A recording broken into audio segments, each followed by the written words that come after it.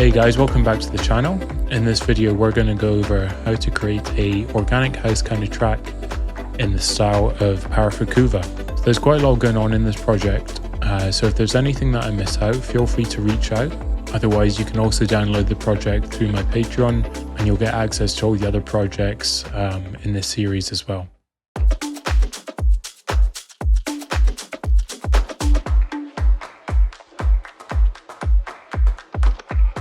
Sweet, so we've got quite a few things going on here. So we'll just break it down into a couple of different parts. The main basis of the beat is just like your typical house beat. That's made up of kick, snare, and a few layers of claps.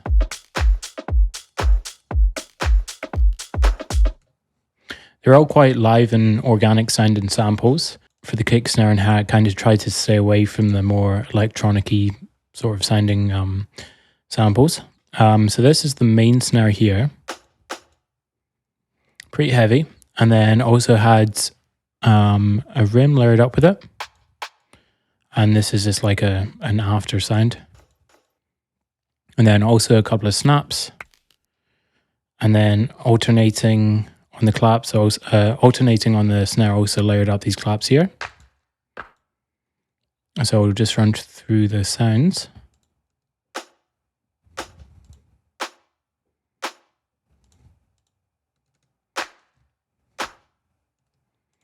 And all together.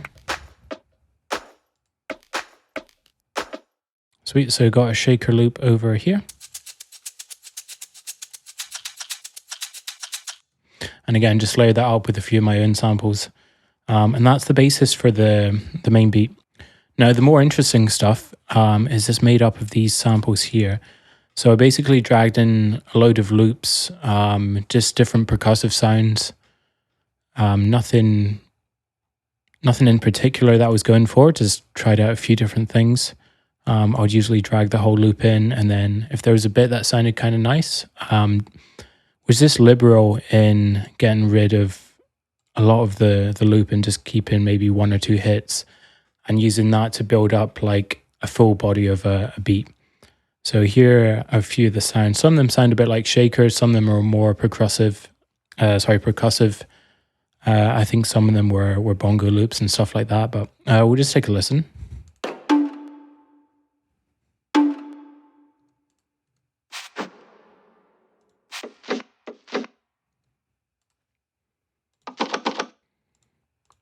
And they're just there to build up like a really full-bodied, organic kind of beat. So together.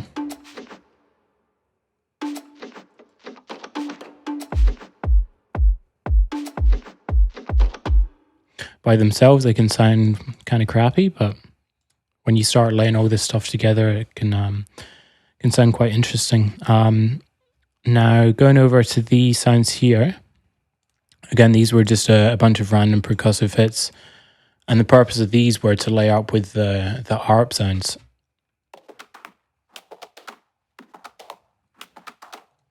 And they're following the same kind of rhythm as the kalimba over here.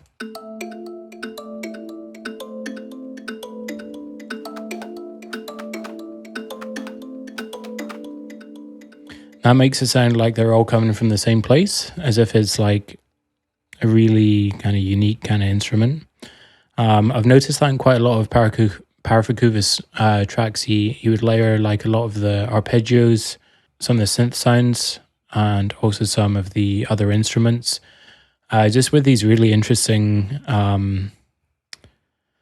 very transiently aggressive sounding percussive hits. And also had a go at it like later on in the track here. So I'll just solo these sounds as well.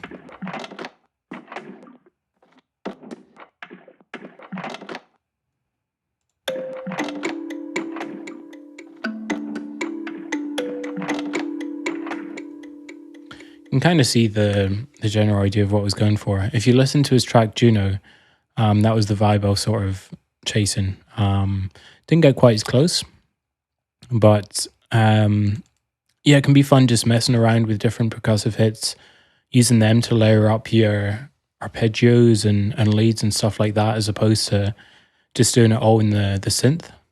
And finally over here, we've got a bunch of the clap loops. So we've got 3 loops going on here. This one, I think I actually sampled from, it was like a documentary on tribes in Africa or something like that. And they're singing a song.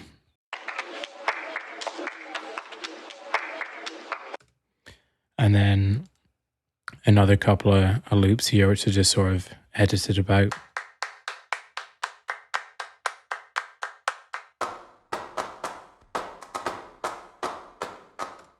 yeah, so this part is definitely sort of more tribal sounding. Again, just going for a bit of a different organic sort of vibe.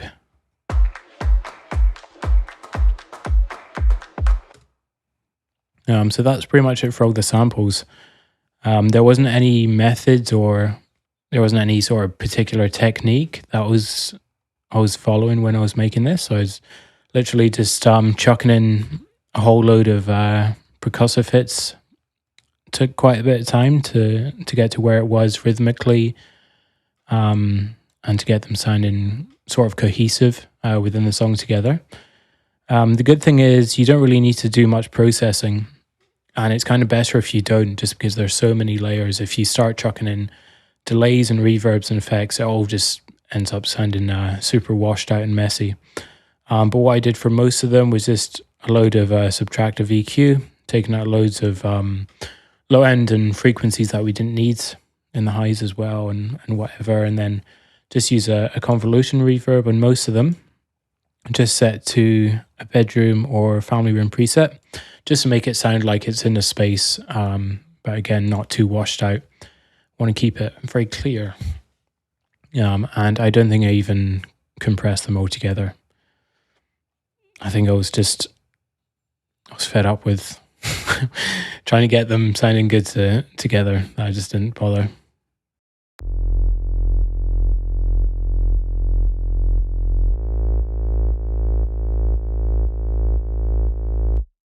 Okay, so taking a look at the bass, I just fired one of these harmlesses in, just set to a saw wave. You can use any VST for this pretty much. You just need to take out it's on the high end, just over half to around here. And then I just had it linked up as sort of like a side chain with this volume envelope. The advantage of using gross beat is that it just automates the volume in time with the kick, and it doesn't actually compress the sound. So that's a good thing. And then a couple of EQs just to kind of shape it a bit. This was just to keep the sub and then boost up some of those higher frequencies, so it's a bit easier to hear in the high end on those shitty speakers you got in your bedroom. And then another filter. Sick.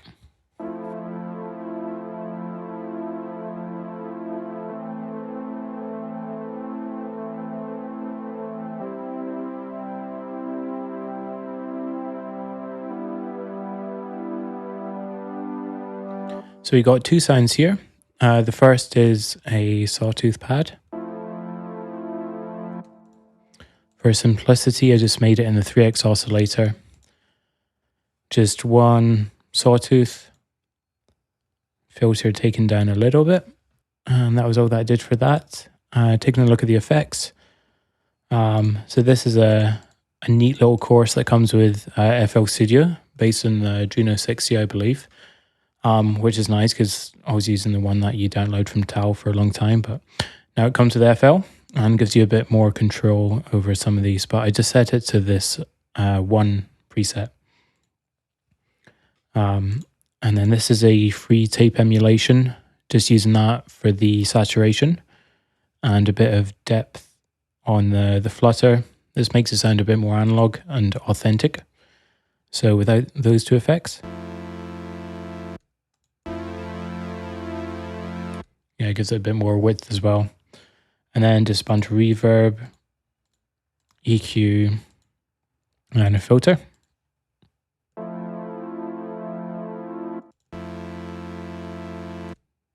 So that's with all the effects on there. This one was a sample taken from a analog synthesizer.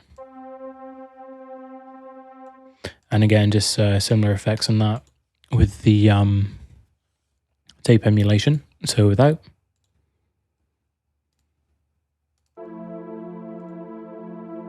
And with. And I was just adding some extra high-end harmonics over the saw pad. This one's a bit more softer.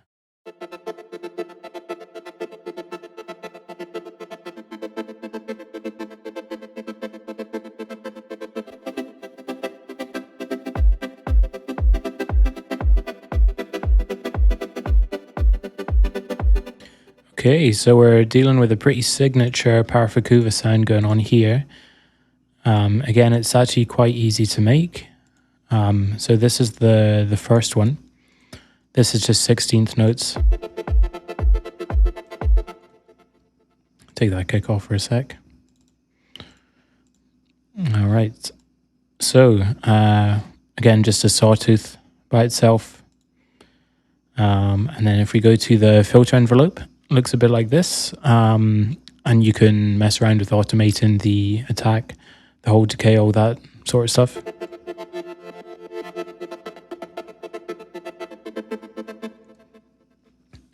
And then, yeah, just take the filter down to around here. I was using just the regular low pass and with the amount here, which you can automate as well. And then because this song is set to swing, gives it that kind of groovy kind of rhythm.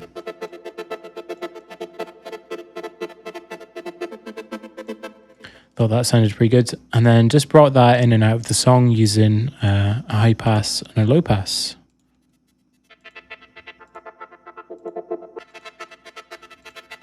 It's pretty cool, kind of blends behind the rest of the track. And then this one is almost exactly the same. I just took out some of these notes here. And you can see that I've got a lot of automations on the volume.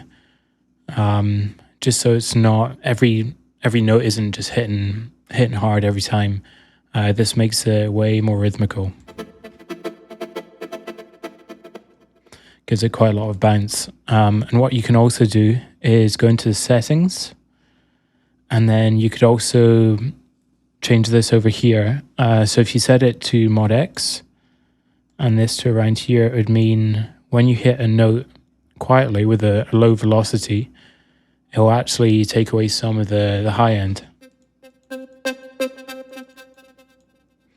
you can hear, which makes it a bit more, makes it more similar to like an acoustic instrument. So if you have a guitar or a piano and you hit a really hard chord, you get a lot more higher frequency going on than if you're playing it nice and soft. I don't think I did it on that one. Maybe I did it on this. Didn't even do it on that. But that's something you should try for yourselves. And that's it for the chords.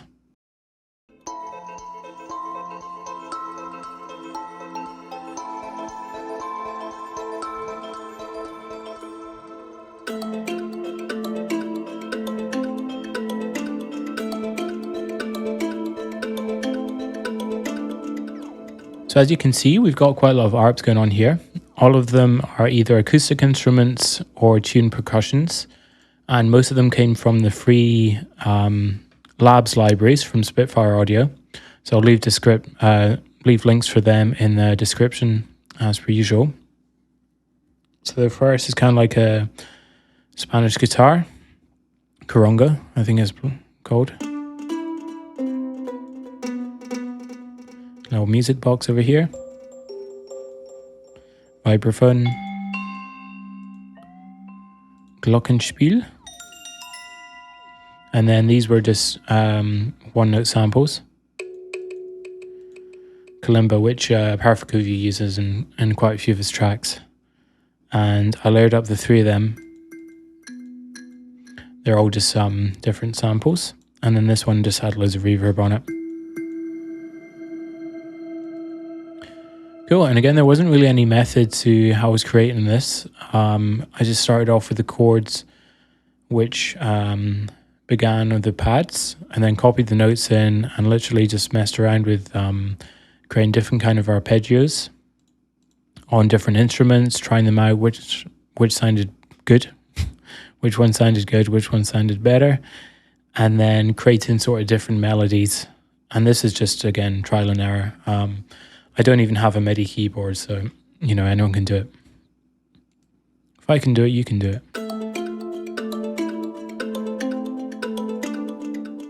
And a lot of them are actually just playing the same notes. And then if you see over here, the Glockenspiel, I think I also had an arpeggiator on that, which is something that's quite fun to experiment with.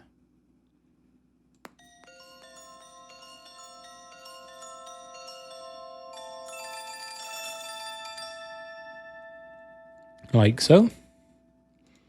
And then I think I also used a couple of samples that I just got from Splice. And again, similar to the percussion, I just dragged that into the playlist here and then cut up the bits that I thought sounded good. So I'd normally have like the bass or pads and then the drum beat. And then on top of that, I would kind of move these samples around until I thought it sounded kind of good. But this is more sort of background stuff, and the same with this one.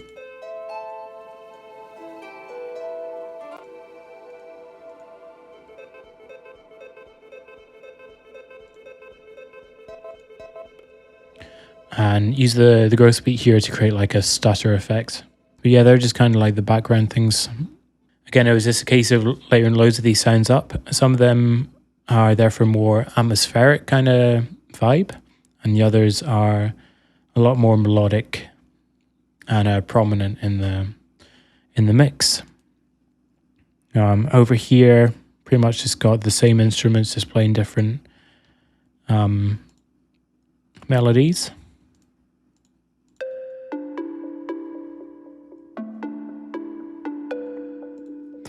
And then that one, I think it was the only one I actually made myself. So this was I think I made it in Diva, and it's just like a bloopy kind of sound. Almost sounds like a mallet percussion thing. And that's pretty much it for the Arps. It sounds like there's a lot going on. I guess there is, but it's all pretty straightforward. Tuned percussion, couple of guitars, and yeah, just layer that shit up.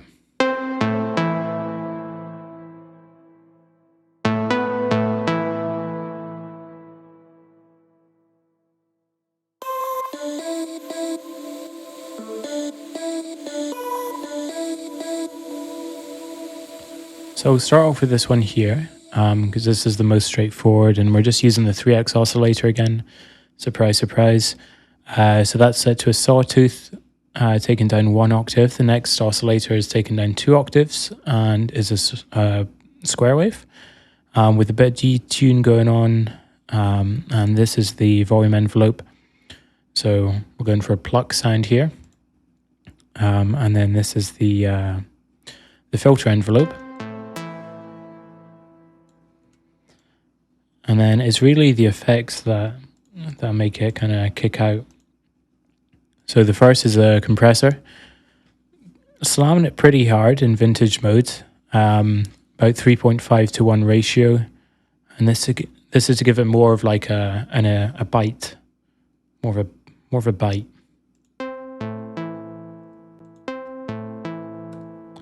For lack of a better word. Again, some chorus going on. EQ and reverb.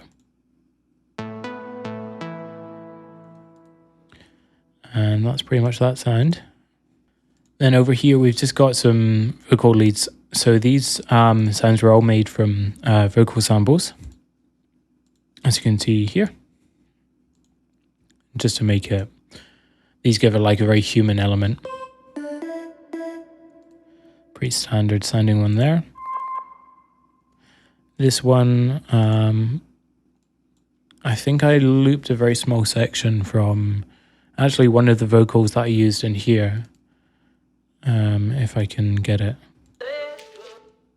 Yeah, it was like a little short sample in there. And that gave it like a pretty cool, gave it a pretty unique kind of sound.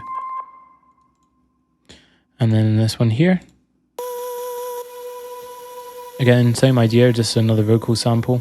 If you want to learn how to do them, then I'll leave a link for a tutorial that I did where I made all sorts of vocal pads and leads and that kind of shit. But again, just layering up this sound, playing the same notes, some higher, some lower, and then just going to town on the effects. So yeah, mostly EQ and reverb, just to make them all spaced out. And then this one had quite a bit of distortion as well. So these two are free to download. And we'll just play it without the distortion. And then again with. really kind of compresses it and makes it crunchy. And that's pretty much it for the leads.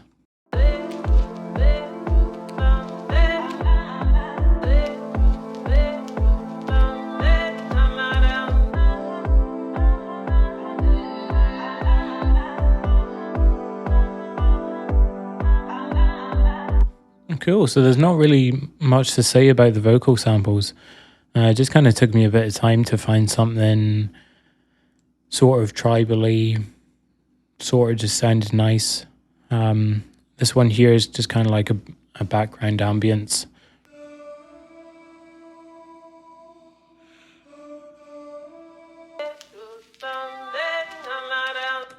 That's kind of like your chanty kind of vocal going on. And then, yeah, just had this one here as well.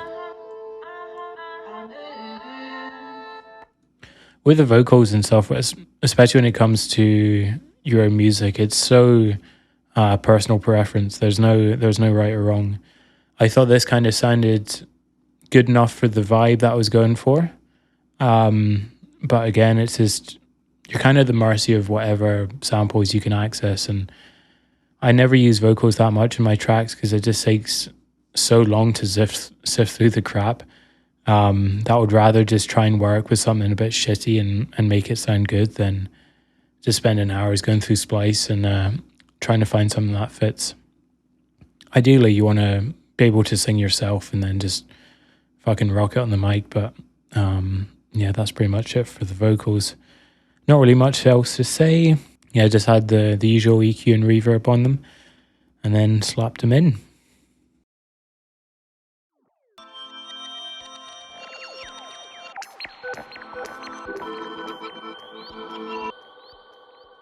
Cool, so we got some pretty freaky noises going on here. Both of them were made with the same technique. And I think they were on the same instrument as well. So we'll start with the vibraphone.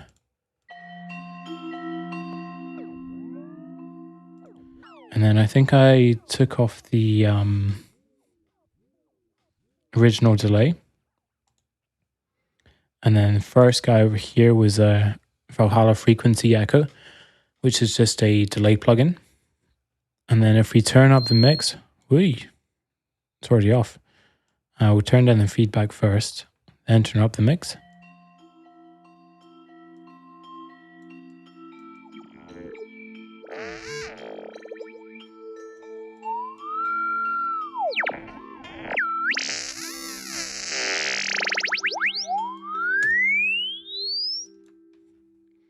Cool.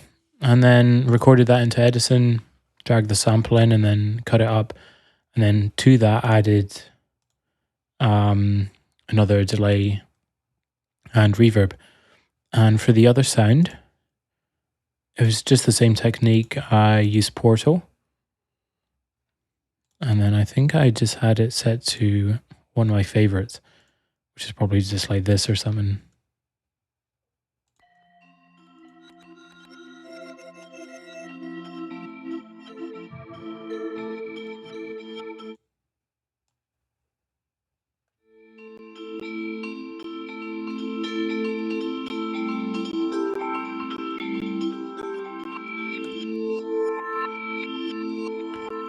Stop.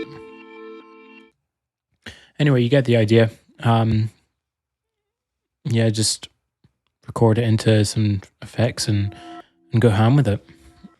Maybe reverse it around, add in a couple of extra delays or whatever, and yeah, maybe once you've got that sound recorded into Edison, you could drag it in and yeah, resample it a few times, add some more delays. And I think because they started off with the original like arpeggiator that's in the track, it all kind of sounds like it's coming from like a similar space. All right, so we pretty much made it. It took a while, got there in the end. In the description, I'll leave a link for the full original track, as well as all the free VSTs that I used, links to where you can get the project and all the other stuff. You know the deal. Right, see you guys.